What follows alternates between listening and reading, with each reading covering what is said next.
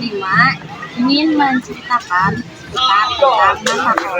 Sebelum itu, perkenalkan saya Febrian Ditas dari absen 12 dan rekan-rekan saya dan di sini yang pertama akan menjelaskan yaitu Yasmin. Oke, jadi saya Yasmolida dari absen 35 akan menjelaskan apa sih itu Naskom dan 3 pilar utama.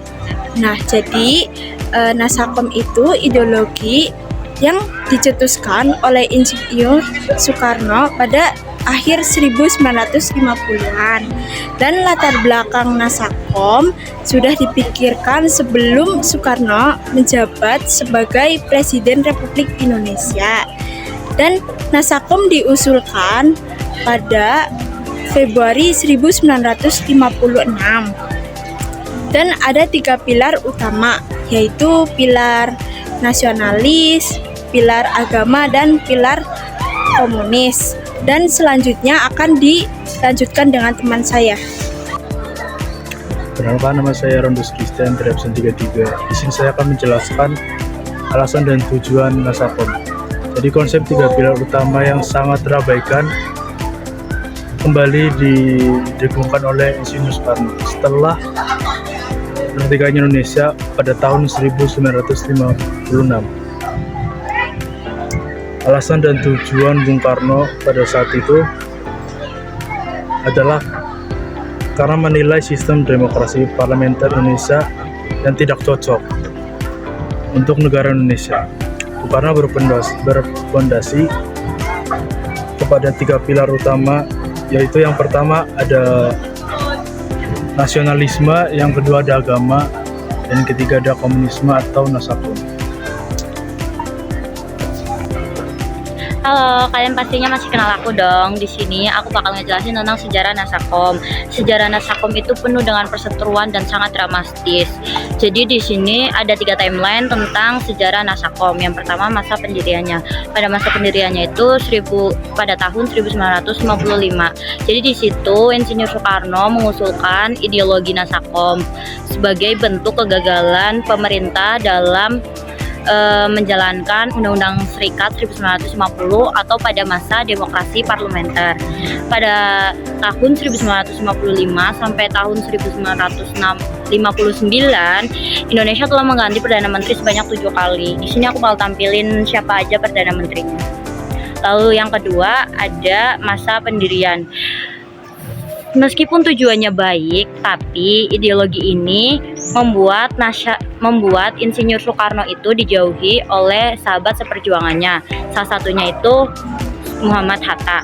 Pasalnya, semenjak Dewan Parlemen bubar, Insinyur Soekarno itu menjadi satu-satunya kepala pemerintahan di situ. Dan pada saat itu juga Insinyur Soekarno mempromosikan ideologi Nasakom kepada seluruh dunia, namun idenya ditolak. Tetapi Insinyur Soekarno itu masih tetap gencar dalam mempromosikan ideologi Nasakom. Bahkan pada kemerdekaan pada tahun 1961, Insinyur Soekarno itu bilang, siapa yang setuju dengan Pancasila dan Undang-Undang Dasar Negara Republik Indonesia tahun 1945 harus setuju juga dengan Nasakom. Ironis bukan? Selanjutnya itu ada masa keruntuhannya, yaitu pada tahun 1965. Pada awal tahun 1965 itu Nasakom itu masih berdiri kokoh. Pasalnya semua yang menentang akan dipenjara secara sepihak. Dan kemudian pas Soekarno itu jatuh sakit pada bulan Agustus 1965, banyak desas-desus mengenai siapa yang akan melanjutkan, dari mulai petinggi di PKI dan perwira TNI.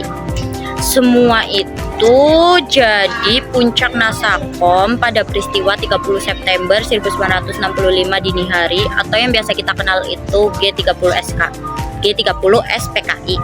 Tanpa diduga, Letkol Untung itu datang sebagai eksekutor pembunuhan sadis ketujuh perwira tinggi TNI. Sadis banget, kalian pasti kalau tahu, sangat menyedihkan.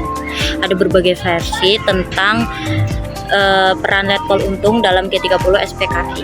Jadi semisterius apapun asal muasal G30 SPKI ini, yang paling disalahkan utamanya itu adalah Insinyur Soekarno. Dan setelah Orde Baru, Presiden Soekarno itu diasingkan dan akhirnya meninggal sebagai tahanan negara pada tanggal 21 Juni 1970. Jadi segitu dulu, bye-bye.